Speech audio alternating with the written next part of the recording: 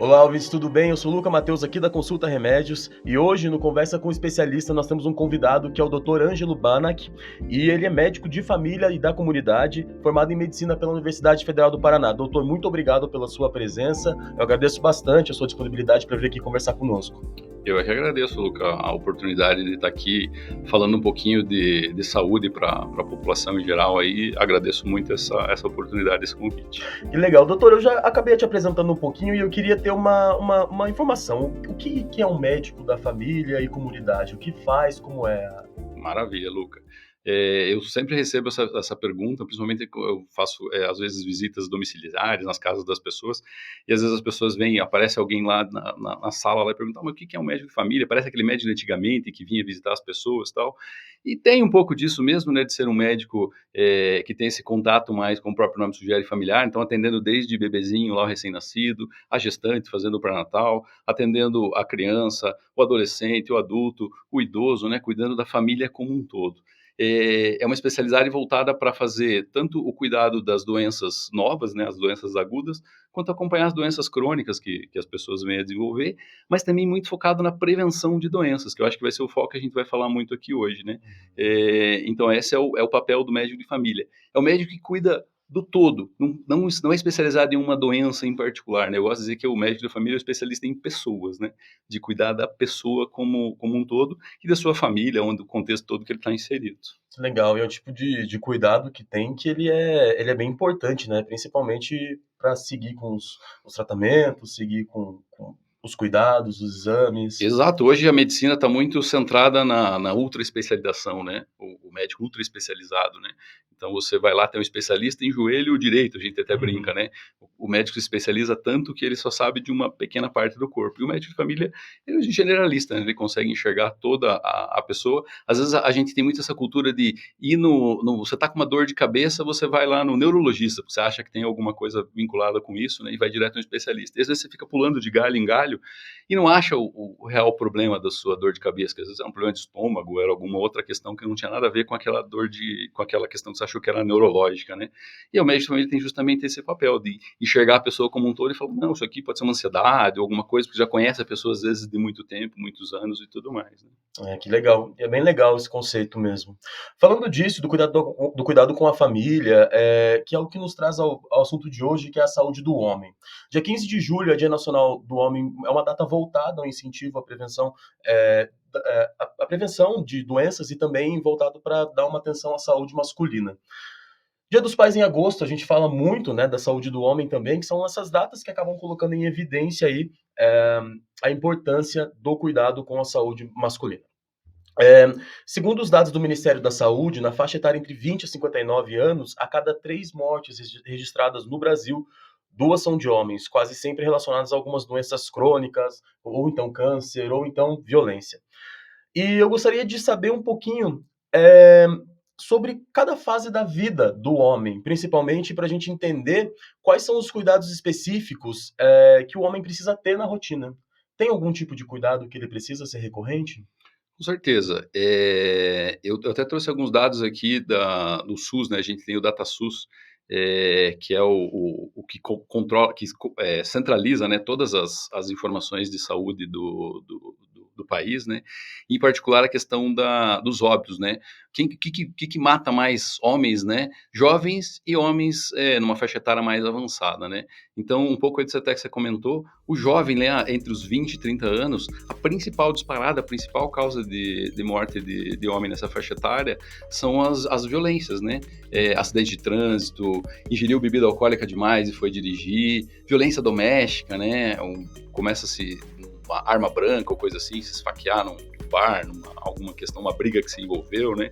Então essa disparada, assim, a principal causa de morte no homem jovem, né? Na faixa ali de até os 30 anos, entre 20 e 30 anos de idade, né? E daí a gente tem outras doenças pulmonares, câncer e coisa assim, e a doença cardiovascular chega a ser a quinta causa de morte lá nessa faixa etária. É raro, mas de vez em quando você vê um jogador de futebol que teve uma parada cardíaca ou coisa assim, mas é bem mais raro, né? Bem menos comum. Já a partir dos 40 anos de idade, isso se inverte. as doenças cardíacas, que eram lá a quinta causa de morte, elas são as primeiras, a principal causa de morte, depois ali dos 40 anos de idade, né? E principalmente no homem, né? Que tem toda a questão ali de uma alimentação às vezes desregrada, de consumir alimentos extremamente gordurosos, bebida alcoólica em excesso e coisa do gênero, tabagismo que ainda bem que está diminuindo, mas tem muito tabagista por aí ainda, né, surgindo. De vez em quando eu vejo jovens aí na rua ainda fumando, né? Agora tá na moda aí o cigarro eletrônico, o vape aí, né, que virou uma praga aí, né? Ele é proibido, mas a gente vê todo mundo aí fumando isso, né? Ainda a gente não tem uma noção exata do quão mal esse cigarro eletrônico faz comparado com o cigarro comum, mas acredita-se que seja tão ruim quanto, né, o cigarro comum. Então, no final das contas, a doença cardíaca ainda é uma dos principais fatores para o homem daí de idade mais avançada, né? Uhum. Essas causas daí de causa externa, envenenamento, acidente, tudo mais, daí que é lá para a quinta, sexta posição depois dessa idade. Então, é interessante essa inversão aí, né? Na Uhum. faixa nova e depois na faixa ali dos 40 anos para frente. É um contraste bem forte, né? A gente vê que tem uma diferença bem grande. É, e principalmente os cuidados devem mudar, então, dentro dessas faixas etárias, né? Você mencionou ali que existem alguns hábitos que eles aumentam esses riscos de doenças. Quais são alguns hábitos que podem ser evitados para que a gente não tenha problemas no futuro? Para o jovem, ali na faixa dos 20 aos 30 anos, né, como a principal causa de morte é a questão da violência e tudo mais, então a bebida alcoólica é algo a ser evitado. Eu entendo que o jovem está ali, está se descobrindo, ele quer se mostrar, aparecer, ele está entendendo o mundo, como que as coisas acontecem e tudo mais, então às vezes acaba excedendo um pouquinho na bebida alcoólica, mas o ideal é evitar, maneirar, não exagerar nisso, principalmente por essa questão da violência e tudo mais aí que tá envolvido, né. Uhum, Eh, Já para o cigarro, ela vai se tornar o hábito, normalmente é nessa faixa etária que você vai começar a ter o hábito. Não vai causar nenhum problema para a pessoa dos 20 aos 30 anos a questão do cigarro, a menos a questão do cheiro ou coisa assim. Mas com o passar da idade, isso vai trazer problemas sérios para o futuro, né? Tanto quanto uma doença grave no pulmão, como um câncer, né, que predispõe a isso, mas não só para o pulmão. O cigarro predispõe a ter doença, câncer no corpo inteiro, em qualquer lugar do corpo a gente tem chance de ter doença, de ter câncer, né? E para o pulmão em particular, a gente tem toda uma questão de doenças como enfisema pulmonar, doença pulmonar obstrutiva crônica e coisa assim. Meu pai é uma pessoa que está lá pagando os pecados dele agora, está lá no oxigênio por conta de ter fumado, começado a fumar quando jovem, né? uhum.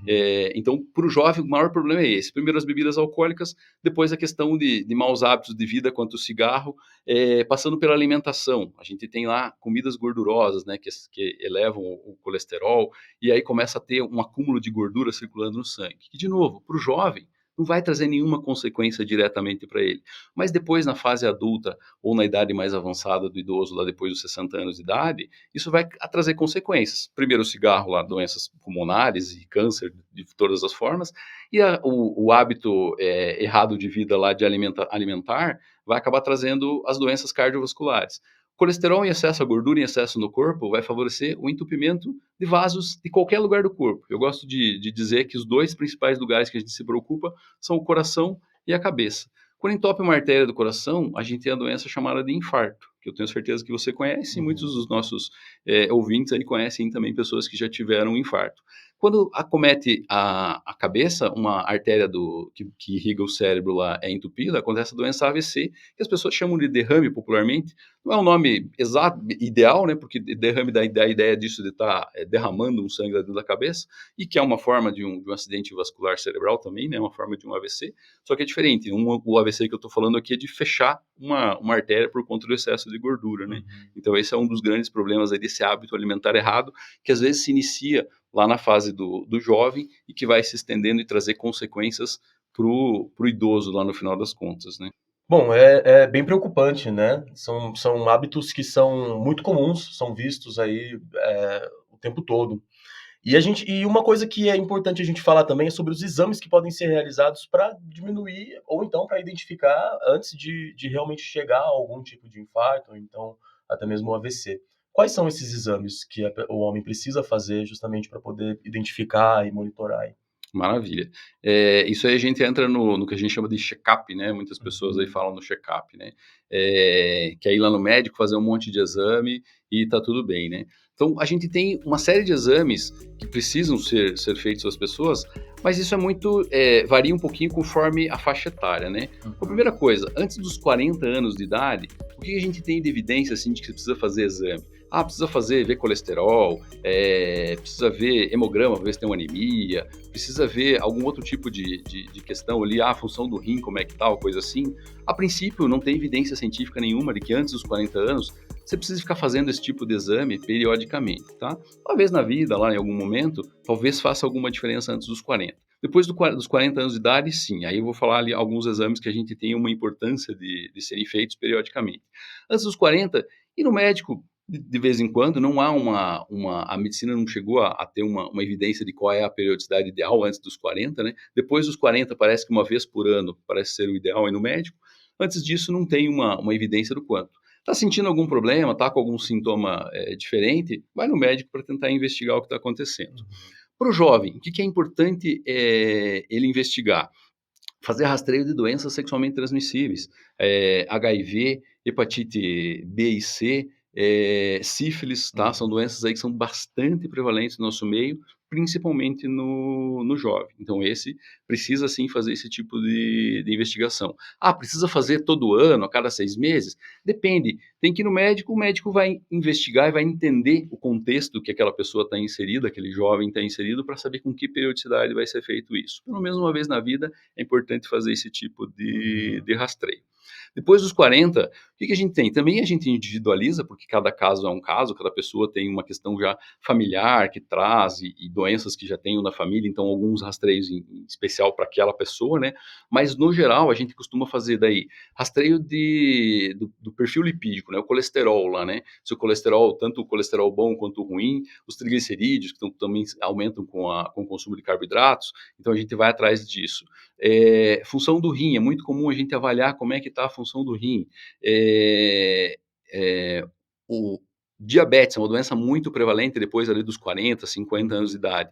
Então é muito comum a gente fazer o rastreio do diabetes, né? Seja com aquele exame que é a glicose em jejum, que a gente Uhum. mede, ou então com outro chamado de hemoglobina glicada, que a gente avalia ali como é que está o histórico do açúcar no sangue nos últimos 90 dias, né? Que é mais ou menos o que esse exame nos dá.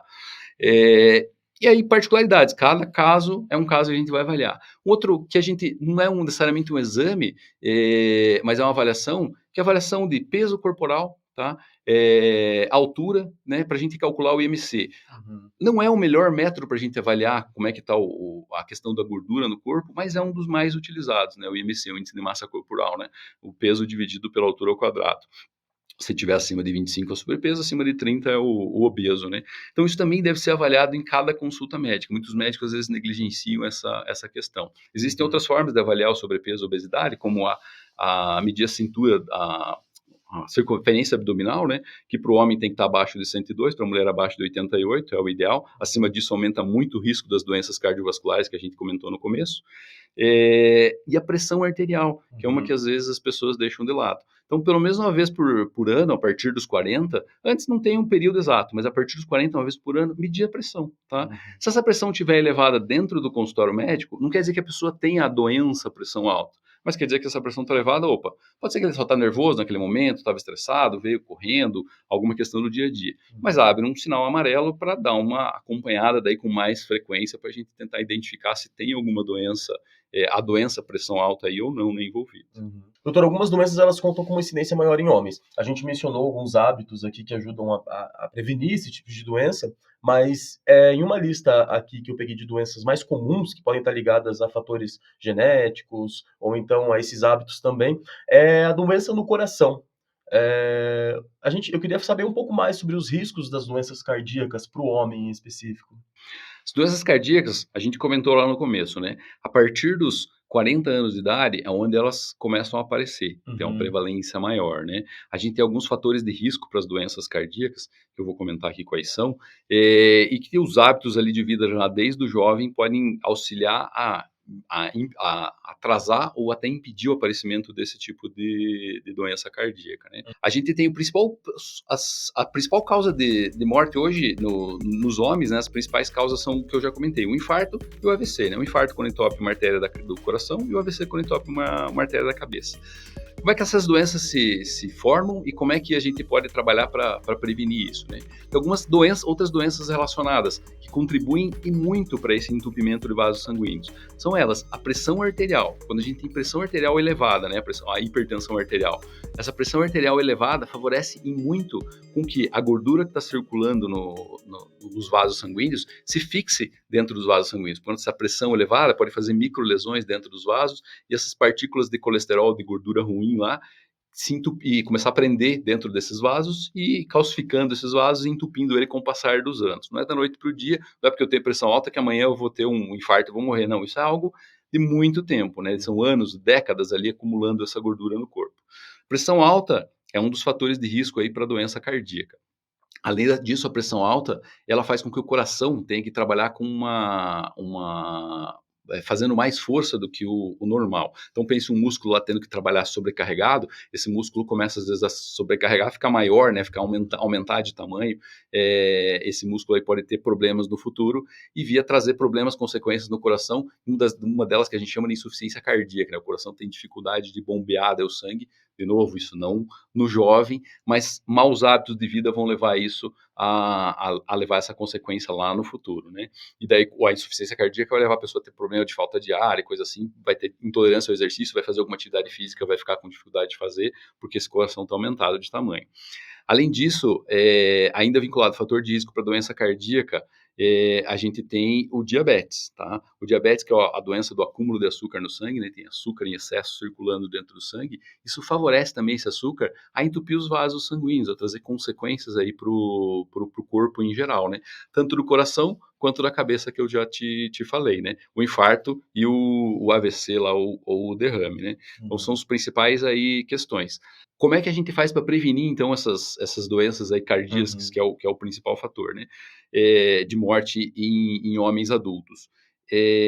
Primeiro, atividade física regular. Você fazer atividade física regular reduz muito a tua chance de desenvolver a doença diabetes. E por quê? Porque você está reduzindo a gordura do teu corpo, né? Está diminuindo a gordura lá, tem menos chance de ter a doença diabetes.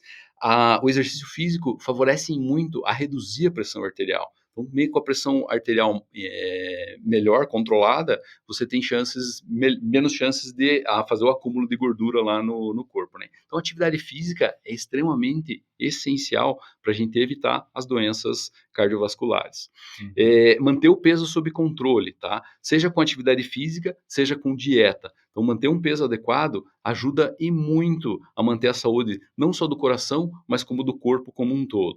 Para manter o peso, a dieta, né? E o que a gente tem que fazer de dieta? Evitar principalmente o que a gente chama de gordura saturada, né? A gordura, aquele azeite, o cru que a gente coloca em cima da salada para comer, aquele azeite até é benéfico para a gente. A menos que o único problema é que ele tem excesso de caloria, né? Então, em pouca quantidade para temperar a salada, o azeite de oliva, ou azeite de soja mesmo, sem problema, em pouca quantidade ele é benéfico. Desde que ele esteja cru, que ele foi só prensado lá, tirado da oliva lá, e tranquilo. Agora, quando ele é aquecido, né, e aí ele quebra as moléculas e vira a gordura saturada que a gente fala, esse óleo fica ruim e esse é o que entope os vasos sanguíneos. Faz aumentar o colesterol, o LDL aí, né? Eu gosto de brincar que esse L de LDL é o L de ladrão, que é o nosso colesterol ruim, só para a gente associar e lembrar que ele é o que ajuda a roubar a nossa saúde, a entupir os vasos sanguíneos, né?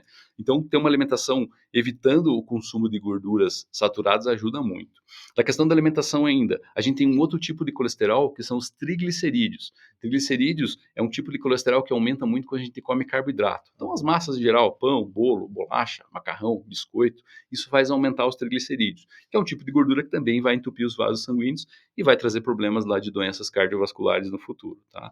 Então, a alimentação reduziu a gordura, principalmente a saturada, e evitar as farinhas brancas em geral, né? Farinha refinada, não, desculpe. A farinha integral, ela até é benéfica para o corpo, desde que não em excesso, porque sempre tem a caloria, tem muita caloria e acaba engordando a pessoa, né? Ela acaba todo tipo de carboidrato, de farinha, vai acabar, em excesso, ela vai acabar virando gordura no final das contas, né? Então, a gente tem que evitar a quantidade, ter uma quantidade adequada de carboidrato. Falando em prevenção ainda, nós temos um Novembro Azul, que ele é o mês de combate ao câncer de próstata, né? Para quem é indicado fazer o exame de toque? Tá. A gente tem uma questão aqui no Brasil, né? A Sociedade Brasileira de Urologia, ela traz muito essa questão do rastreio de câncer de próstata, e o Novembro Azul vem com toda essa questão aí por trás de levar o homem para a unidade de saúde ou para o médico para ele poder fazer o rastreio de câncer de próstata. Eu gosto do Novembro Azul mais para lembrar não do câncer de próstata, sim da saúde do homem como um todo, né? Para lembrar do homem que ele precisa ir no médico, né? A maioria dos homens não vão no médico, né? As mulheres aqui, normalmente, no meu consultório, eu vejo lá o homem vai porque a esposa trouxe ele arrastado lá, porque ele tá com alguma queixa, alguma coisa assim, né? Então, o Novembro Azul, eu gosto muito disso para lembrar disso. Sociedade Brasileira de Urologia, ela diz que todo homem deve fazer esse rastreio de câncer de próstata a partir dos 40, 45 anos de idade, com o exame do PSA e com o exame do toque retal. Eu não gosto dessa abordagem da Sociedade Brasileira de Urologia, porque a gente tem um monte de estudo que mostra que esse rastreio para a população em geral, ele pode trazer algumas consequências, tá? E quais são essas consequências, né? A gente tem muitos casos de falso positivos. Então, se uma pessoa que não tem nenhum sintoma de doença na próstata, ela pode fazer um exame do PSA e esse PSA está elevado por outro motivo qualquer. Uma vez que o PSA está elevado, e o PSA é um hormônio produzido lá pela próstata, uma vez que esse exame de PSA está elevado, o homem vai ter que fazer uma biópsia da próstata, tá? E essa biópsia pode trazer algumas consequências, como o sangramento da próstata, pode trazer algum tipo de infecção para a próstata, e eventualmente isso pode levar o homem a ter que fazer alguma cirurgia para remover parte da próstata, ou às vezes a próstata como um todo. Cirurgias, como todo mundo sabe, não é isenta de riscos, né? E para a questão da próstata, tem uns riscos grandes de fazer a remoção da próstata, porque tem um monte de nervos muito pequenininhos que passam em volta da próstata e que controlam, primeiro, a ereção do homem, tá? Então a capacidade de ereção pode ficar prejudicada depois de uma cirurgia de próstata. E em segundo, a capacidade de segurar o xixi. Então, às vezes, o homem, depois de uma cirurgia de próstata, ele pode ficar com incontinência urinária, ter que usar fralda por conta disso, né? Então, o que a gente tem de evidência hoje científica maior, e que até o INCA corrobora muito com isso, no Instituto Nacional do Câncer, é da gente fazer o rastreio do câncer de próstata no homem a partir dos 45 anos de idade, mas desde que o homem tenha sintomas para urinar. E que sintomas são esses? Pense que a próstata, a gente tem a bexiga, na saída da bexiga sai o canal que chama-se uretra, e que vai lá até o pênis para sair o xixi. A próstata abraça a saída da uretra ali logo na bexiga, tá? E essa próstata aumenta de tamanho. Ela aumenta de tamanho a partir ali dos 40, 45 anos de idade, para todo homem. É natural ela aumentar de tamanho, e é algo que a gente chama de hiperplasia prostática benigna, tá? Para todo homem ela vai aumentar, só não vai aumentar aquele homem que morreu antes disso, né, que morreu jovem, aí você não vai ter esse aumento, mas com o passar dos anos, essa próstata costuma aumentar na grande maioria dos homens. A gente tem que diferenciar o aumento benigno do aumento maligno. Os sintomas vão ser muito parecidos, tanto para quem aumenta porque teve câncer, quanto quem aumenta com o aumento dela por causa da hiperplasia prostática benigna, que é completamente benigna e faz parte da idade.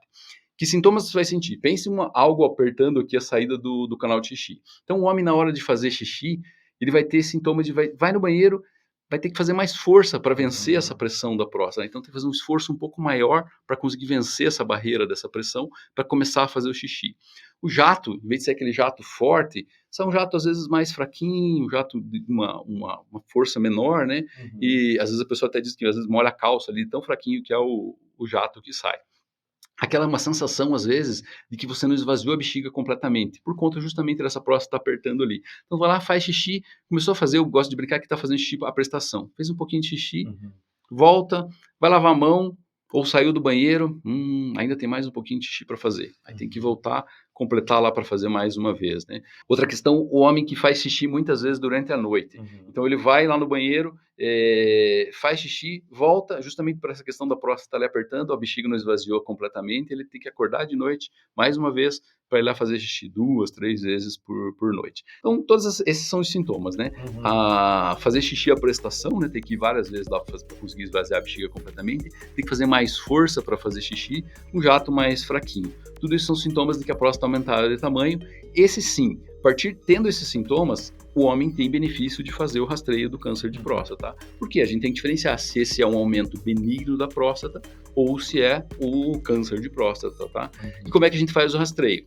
PSA, que é um hormônio lá produzido pela própria próstata, que se a próstata, quando ela aumenta de tamanho, seja por um tumor ou seja pela hiperplasia, ela pode aumentar um pouquinho esse hormônio. Quando é câncer mesmo, esse PSA tende a aumentar muito, né? Então, a gente, se esse PSA está muito aumentado, tem que daí fazer uma biópsia, investigar melhor essa questão. E o toque retal. O toque retal tem uma questão, porque a próstata é uma glândula que apenas o reto pega um lado da próstata só. O outro lado da próstata, a gente não tem contato com ele. Então, eu faço o toque retal, eu vou sentir um lado da próstata só. O outro lado lá, não tem como encostar, né? Não tem, o dedo não chega lá, a física não permite fazer isso. Então, alguns médicos até já dizem, e a própria, o INCA lá também já diz, esse toque retal, ele, assim, pode até ajudar, no sentido de que eu fiz o toque, descobri que tem um caroço, um nódulo ali, isso é sugestivo de alguma coisa, né, que tem que investigar, mas ele não dá para você dizer que, não tem nada, encostou lá e não percebeu nenhum nódulo, nenhum caroço, nem nada, o médico viu que estava tudo bem, não quer dizer que não tenha também um tumor, porque o outro lado lá pode ter alguma coisa, né. Então, o PSA talvez seja o mais indicado a partir dos 45 anos de idade, desde que tenha sintomas. Bom, e a diabetes? Aqui eu tenho uma informação de que ela é uma doença silenciosa que atinge um número cada vez maior de homens no Brasil e no mundo também. E também está ligada a comportamento nada saudável, né? Como a base da alimentação. E em cerca de 90% dos casos de diabetes tipo 2 estão relacionados a esses hábitos. Além da alimentação, dos exercícios, como a gente pode prevenir e também manter um controle quando diagnosticado com diabetes? Como que funciona? Maravilha. Eu gosto de dizer que a diabetes é a doença do acúmulo do açúcar no sangue, né? Então, quem tem diabetes tem açúcar em excesso circulando dentro da corrente sanguínea. Tá. Primeiro, como é que esse açúcar se acumula lá no corpo, né? Baseado no que você come, né? A tua alimentação, a gente consome alimentos, e eu gosto de dizer que não é só o açúcar que a gente consome que vai lá parar no sangue, mas tem algumas coisas que se transformam em açúcar, e que às vezes a mídia em geral às vezes deixa isso de lado, né? A gente só associa com açúcar, e eu vejo muitos pacientes meus no consultório falando assim, mas eu deixei de comer açúcar, mas está comendo outros alimentos que se transformam em açúcares. E quais são eles? Eu gosto de brincar que são os 3 branquinhos do mal, né? A cor branca aqui mais para ajudar para fazer essa analogia. Então, o próprio açúcar branco, trigo branco e arroz branco, tá? O açúcar é algo já conhecido. Trigo branco, tudo que é feito de trigo branco, pão, bolo, bolacha, macarrão, biscoito, isso tudo se transforma em açúcar no sangue muito facilmente. E o arroz branco também é um outro vilão aí que se transforma facilmente em açúcar no sangue, tá? As pessoas às vezes esquecem desses dois aí. Uma vez lá no sangue, ele vai aumentar lá, você vai consumir isso, ele vai passar pelo estômago, pelo intestino, o intestino vai ser absorvido, vai cair na corrente sanguínea e vai aumentar isso na forma de açúcar. Esse açúcar, ele é utilizado para fazer ele é o combustível, ele é o nosso gasolina lá para fazer o nosso corpo funcionar, né? Para todas as células do corpo funcionarem, a gente precisa desse açúcar, né? Então, para o meu músculo mexer aqui, para eu estar falando aqui com você agora, eu estou queimando açúcar, né? Muito desse açúcar que já está acumulado na célula lá, que eu já consumi no meu café da manhã ou anteriormente, isso está lá acumulado na célula, isso vai fazer, vai ser queimado na hora de fazer essa movimentação e tudo mais. Qual é o problema desse açúcar estar lá circulando no sangue em excesso? Como é que ele faz para entrar dentro das células, né? Para ele entrar dentro das células, ele precisa de um composto chamado insulina, tá? Quem é diabético às vezes já conhece muito essa palavra, tá? A insulina é um hormônio produzido pelo pâncreas e ela é como se fosse uma chave que faz com que abra uma porta para que o açúcar consiga entrar nas células. Então, o açúcar só entra nas células se tiver insulina. Se não tiver insulina, ele não consegue lá entrar. Qual é o problema dessa questão e toda aí, e que é aí que a gente consegue fazer algumas alterações aí de modificação de estilo de vida? O maior problema para ter a doença diabetes é A primeira questão genética, né? Você tem uma questão familiar e tudo mais que te predispõe a ter essa questão. E a segunda é a questão de resistência à insulina, tá? Algumas pessoas que têm maus hábitos de vida, começam a engordar demais, ter excesso de acúmulo de gordura, principalmente no homem que acumula mais no abdômen, na barriga, esse excesso de gordura vai fazer a resistência à insulina. E que é isso? Vai fazer com que essa gordura em excesso lá no teu corpo dificulte com que a insulina que o pâncreas está produzindo faça com que, como se a fechadura tivesse enferrujada lá com esse excesso de gordura. Então precisa de muito mais insulina para conseguir abrir a fechadura e o açúcar entrar lá dentro da célula. Então, o pâncreas começa a trabalhar sobrecarregado. E daí, com o passar do tempo, isso vai desenvolvendo a doença diabetes, né? Que fica esse açúcar em excesso acumulando lá no sangue. Qual é o problema de ter esse monte de açúcar em excesso lá no sangue? O problema dele é que ele entope vasos sanguíneos, tá? Normalmente não necessariamente só os vasos maiores, mas ele também entope os vasos fininhos do corpo. Então, a gente tem problema lá, desde na ponta dos dedos dos pés, que começa a entupir os vasos lá da ponta dos dedos dos pés, e com o passar do tempo, às vezes a pessoa faz alguma ferida, alguma coisa na ponta dos dedos dos pés por conta dessa dificuldade da circulação sanguínea lá, e a pessoa não sente, às vezes, dor nem nada por conta disso, faz um machucado, às vezes aquilo infecciona, às vezes ela nem vê essa infecção, e às vezes o médico prescreve antibiótico, o antibiótico não chega lá porque esses vasos são tão fininhos e estão entupidos já por causa desse excesso de açúcar, e daí a única solução às vezes é cortar a ponta do dedo do pé lá, né? Outro lugar que nos homens afeta muito a questão do diabetes controlado são os vasos que fazem a circulação na região do pênis e que permitem fazer a ereção. Então, às vezes, o homem que tem diabetes descompensado, às vezes ele tem problema de ereção, tá? É um outro problema aí que o diabetes acaba causando. Os rins sofrem muito com esse excesso de açúcar no sangue, fazendo com que, com o passar dos anos, um diabetes mal compensado, ele pode acabar falhando o rim. E a pessoa tem que fazer hemodiálise, que vai lá 3 vezes por semana no hospital, fica lá, tira sangue do corpo, passa por uma máquina que faz o papel do rim, filtrando ele e devolve para o corpo. E o último lugar que eu gosto de citar é sempre os olhos, né? Atrás da retina aqui dos olhos, que é onde forma a imagem, a gente tem os vasos também muito fininhos e que o diabetes prejudica e complica isso daí. Beleza, esses são os problemas. Como é que a gente faz para evitar isso? Primeiro, atividade física regular. Tá? Fazer atividade física regular, manter um peso adequado e cuidar da alimentação. Os 3 branquinhos do mal lá que eu falei, o açúcar, o trigo e o arroz, evitar diminuir a quantidade desses alimentos. Né? Se possível, consumir quanto menos, trocar o trigo branco e o arroz branco pelo integral, tá? Que são melhores, ele também vai se transformar em açúcar no sangue, mas a hora que ele cair no intestino, ele vai demorar muito mais para subir e se transformar em açúcar, o organismo vai ter que ralar, quebrar essas moléculas, então dá tempo, às vezes, do organismo de eliminar isso da corrente sanguínea sem sobrecarregar o pâncreas e tudo mais. Então, cuidar do peso, cuidar da alimentação, basicamente são essas as principais questões. Uma vez você desenvolveu a diabetes, você perguntou também, né? Como é que a gente cuida disso, né? Então, você tem diabetes, primeiro, o rastreio lá que a gente já falou lá atrás. A partir dos 40 anos, uma vez por ano, fazer o teste para ver se você tem o diabetes, uma doença muito prevalente na população. Então, descobriu que tem diabetes, a cada 6 meses, um ano, você vai ter que fazer exames de rotina e fazer controle.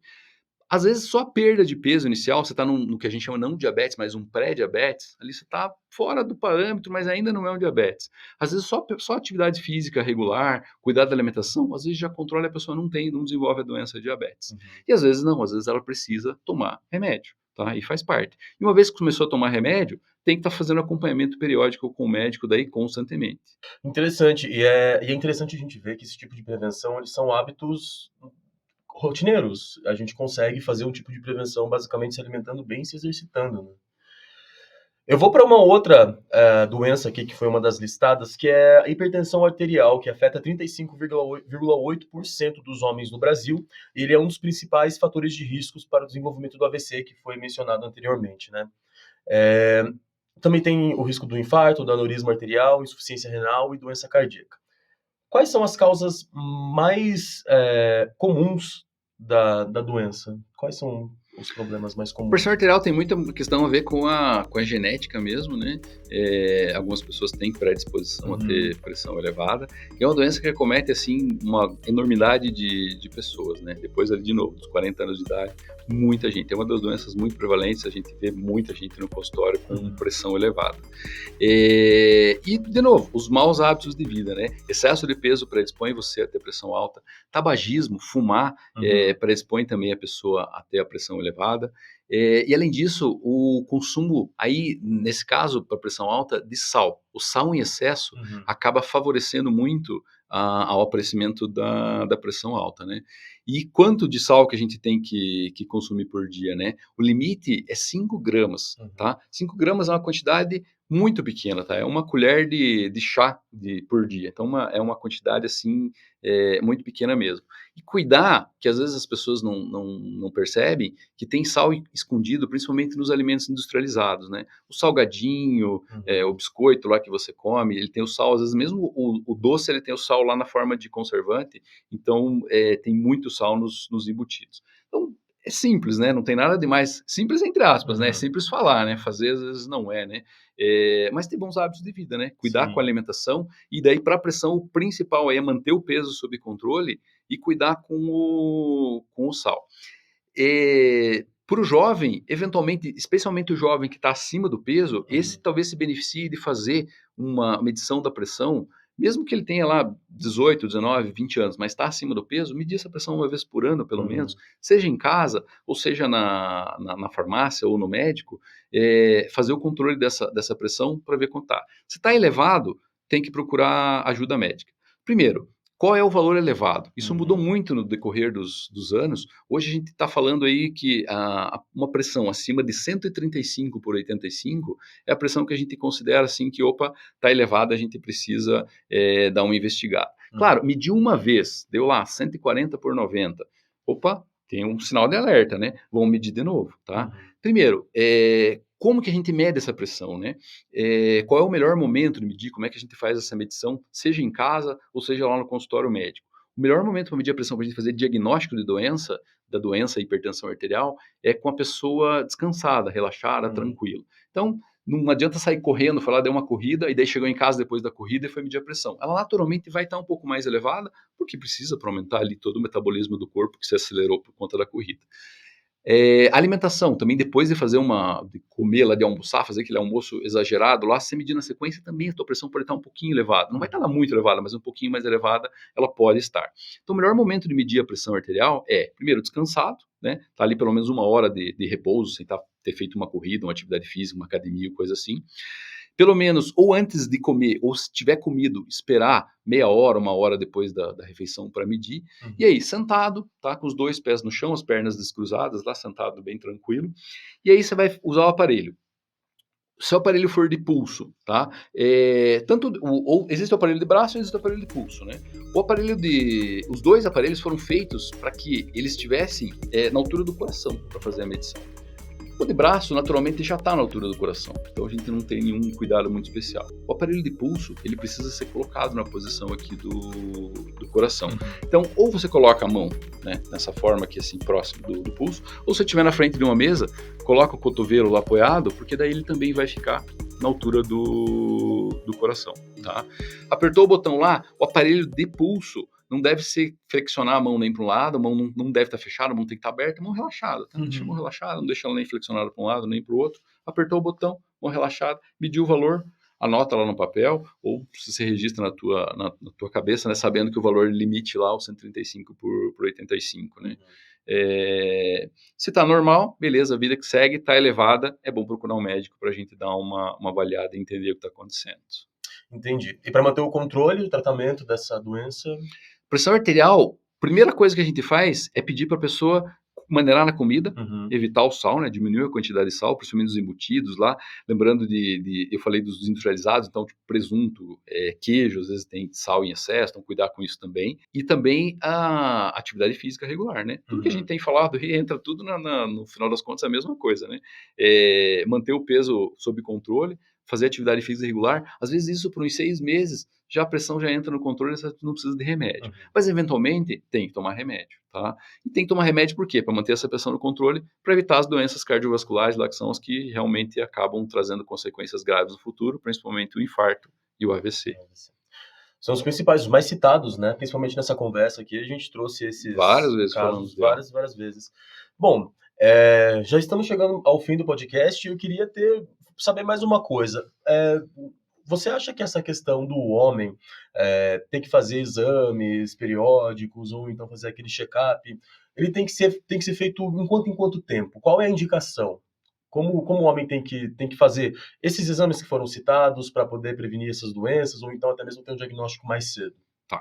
Então, é aquilo que eu já falei algumas vezes, né? Antes dos 40 anos de idade, não tem uma periodicidade bem estabelecida Uhum. pelas evidências atuais. Eventualmente, tá com algum sintoma, tá com alguma coisa diferente, vai no médico, o médico vai pedir um rastreio, alguns exames lá, mas não há uma periodicidade específica, né, de quanto tempo fazer. Uhum. Lógico, tá acima do peso, mesmo um adolescente, um jovem, talvez ele se beneficie de uma vez por ano lá fazer algum exame de rastreio, principalmente de pressão arterial e coisa assim, que pode estar aparecendo por conta dessa, ou até diabetes, né, por conta dessa questão do sobrepeso ou da obesidade. Depois dos 40 anos de idade, uma vez por ano, tá? É importante ir no médico para fazer os rastreios em geral, né? A Uhum. gente falou aí do rastreio de diabetes, do rastreio da pressão alta, do colesterol, né? Que são os principais fatores de risco aí. Eu comentei um pouquinho das doenças sexualmente transmissíveis, né? Uhum. Que essa não tem uma periodicidade específica, varia muito de acordo com a pessoa, né? Mas é também importante a gente investigar.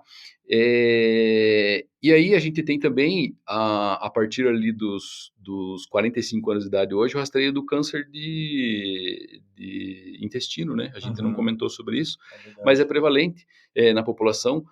Falava-se antes em 50 anos, a gente já está falando em 45 anos de idade, que é um outro exame de rastreio aí, que é importante fazer. O exame de rastreio de câncer de colo retal, que acomete tanto homens quanto mulheres, a partir dos Uhum. 45 anos de idade, duas formas de fazer o rastreio. Ou com a colonoscopia, tá?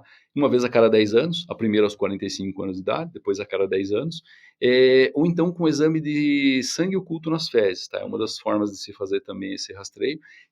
O sangue oculto nas fezes, ele tem um problema que ele não pega uma das formas mais graves da doença, mas ele é uma boa forma de fazer o rastreio. Aí o sangue oculto nas fezes tem que ser uma vez por ano, tá? A partir Uhum. dos 45 anos, uma vez por ano, e que se veio, revelou que tinha sangue nas fezes, daí tem que fazer a colonoscopia para investigar e tudo mais o que tem, né? Então, Uhum. basicamente, são essa questão aí. Uma coisa que a gente não comentou é sobre a questão de vacinas, né? Que eu acho que é importante a gente citar. A gente tem algumas vacinas importantes, assim, mas para o homem em geral, principalmente a vacina da hepatite B, Uhum. tá? Porque é uma doença que é prevalente, principalmente a gente consegue pegar ela por relação sexual desprotegida, com Uhum. quem tem hepatite B, né? E a vacina do tétano também, que às vezes as Uhum. pessoas negligenciam.